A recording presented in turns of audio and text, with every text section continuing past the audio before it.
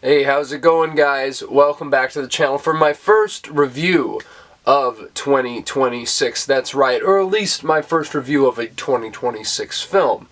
And today we are going to be talking about the hotly anticipated sequel to 28 Years Later, The Bone Temple, this time directed by Nia DaCosta, once again starring Ralph Fiennes, Jack O'Connell, Alfie Williams, Aaron Kellyman, and Chai Lewis-Parry. And this, of course, is following up the events of the last film where Spike has now joined the gang called the Jimmies, who are all wearing Jimmy Savile wigs, led by Jimmy, played by Jack O'Connell in this. And, of course, you have Ian, Dr. Ian, over at the Bone Temple, and it's kind of, continuing his exploration as to what makes this virus tick. And that's all I'm really going to give you in regards to the plot, because I think that this really should be experienced in full before I, give too many story beats out to you. This is something that you want to be surprised by, that you want to be taken with and enraptured by. And I do think that it is going to be that way for many, since the, user scores on this are through the roof. It's technically the best reviewed in the series, to my knowledge.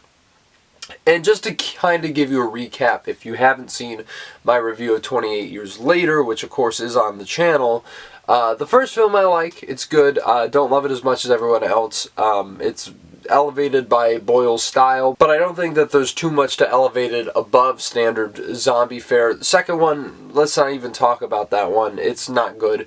And like I said, I've loved the last one. I really, really did. I thought that was the best one in the series. And so going into this, obviously I had the highest of expectations after I heard everything, especially for a January movie. I mean, come on, that's amazing to be getting this kind of reviews and coming out in what used to be the cesspool of moviedom, and, all the big studio releases that they do not care about were dumped into January. I feel like that's slowly starting to change, and I couldn't be happier because of that.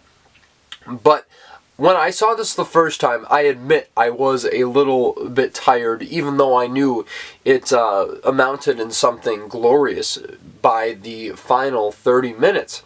And so I was like, I have to go back and see this again. And I was thinking about it a lot, especially after talking to a friend of mine who I saw it with, and, kind of thinking about the ideas that this movie had in store. And after seeing it a second time, I can tell you with certainty that this is the best of the 28 Years films. I mean, really, this takes things to a whole other level, and it's even more cerebral in a lot of ways than the last one, which is saying a lot, because I think that's what I really loved about it, the meditation and ruminations on life and the cycle of life, and how that kind of ties into the zombie apocalypse, so to speak. It really was such a breath of fresh air for the zombie genre, and I really do think that this takes it a step further and ranks amongst the best zombie films of all time. I say that without reservation. And I think the thing that really is interesting about The Bone Temple, as opposed to 28 Years Later, I think while 28 Years Later is certainly more character-driven, this is definitely more thematic in its execution and deals more with the ideas surrounding the apocalypse and the allegories that can be found within the dynamics of these characters. I think it's very, very effective writing, and especially, I got to give a shout out to Nia DaCosta, who really hasn't been on a hot streak directorially speaking. And so I had a feeling that she was going to cook with this one, and she certainly did. And so I really got to give her props, because the direction is so wildly different from the erratic style that Danny Boyle has, been defined by in his entire career. But most certainly with the 28 whatever films, it really does feel like a different direction, but still anchored in Alex Garland's vision that he has for this world and these characters. And I really do think that everything is taken up a step besides the character development, which I will talk about. But I really do think that Ralph Fiennes is Dr. Ian here. He might be my favorite character in the entire series. he is phenomenal here. Definitely one of the better performances you'll see this year, at least so far. It's not, there's a high bar for that, but I do think that he makes this character his own 100%. The level of empathy and thought that goes into portraying Ian here is really, really something that will not be taken for granted when you come back and revisit this movie. He is just phenomenal. I mean, he's one of the best talents out there, so there's no denying that. But really, Jack O'Connell, I think, stole the show in this. Of course, a standout in Ryan Coogler's Sinners. This might be the best performance I've seen from him, because he is such a fascinating character, so charismatic, but so sadistic in the way he portrays himself to his, squad of Jimmies, or his tribe, I should say. That's really what it is. And yet, everything that he says and his whole thought processes are so fascinating to hear him elaborate on, and kind of what he stands for in this story, without really getting into spoilers, of course.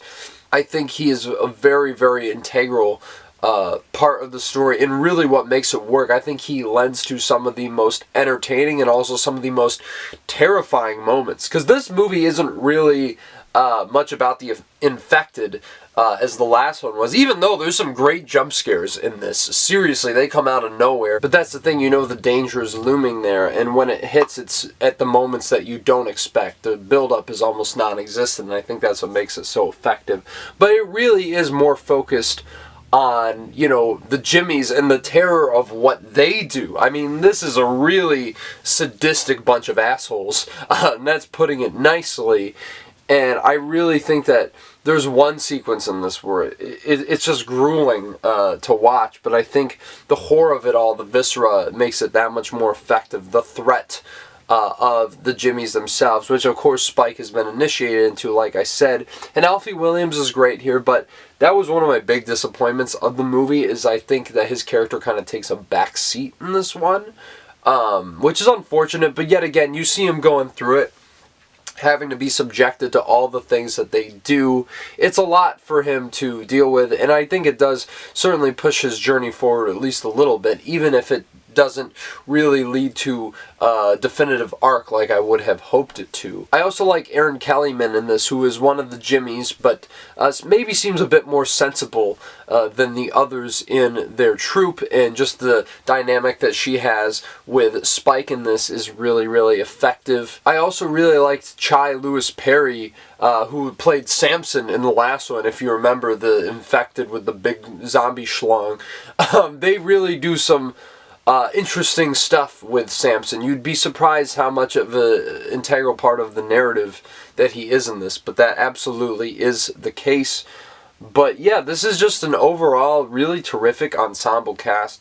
It really helps boast these ideas, most certainly about religion and the view of that, and kind of looking at the different perspectives of how this virus has shaped the lives of those who had lived before it, and how that also ties into, like I said, I don't even want to get into spoilers, because it definitely mirrors some very prominent allegories that I think, if you're looking at it from that perspective, it really will hit. I think it certainly did when I saw it the second time around, and also what it has to say about cult religious figures, which I think is kind of what I'm getting at with Jack O'Connell's Jimmy here. It breaks it down in such a way that I think leads to some of the most glorious moments in the entire series, especially the last 30 minutes, like I said, which is wow. I'm sure you've heard about some of the needle drops in this movie,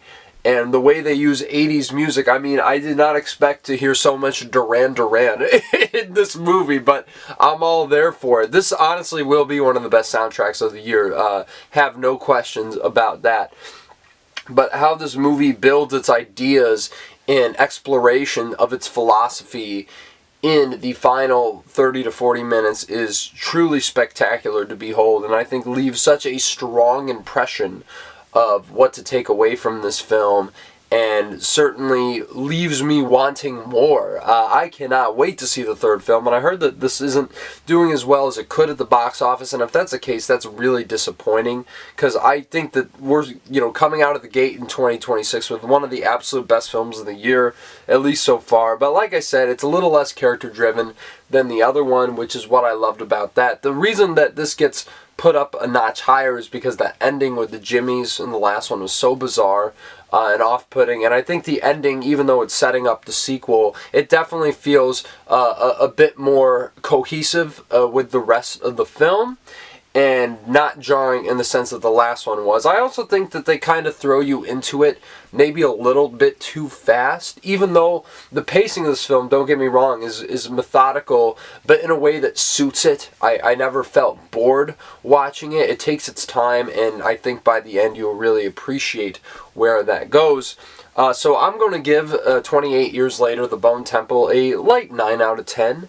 Not sure if this is going to make my top 10 of the year or anything, but like I said, to start the year out this strong, with a sequel nonetheless that ends up being, in my estimation, the best in the franchise, that really is a high bar to top, and I am so happy that Nia DaCosta, Alex Garland, and the gang, they all delivered the second time around, and I am hoping and praying that we get enough, box office returns to justify the third chapter in this trilogy, because I really do think that this could go on to become one of the all-time great film trilogies. I mean, it hasn't missed a beat yet, and I don't see why it would in the third one, considering where the story is going and everything that they have set up. This thing makes decisions that I have never seen zombie movies make, and I can say that about the last one.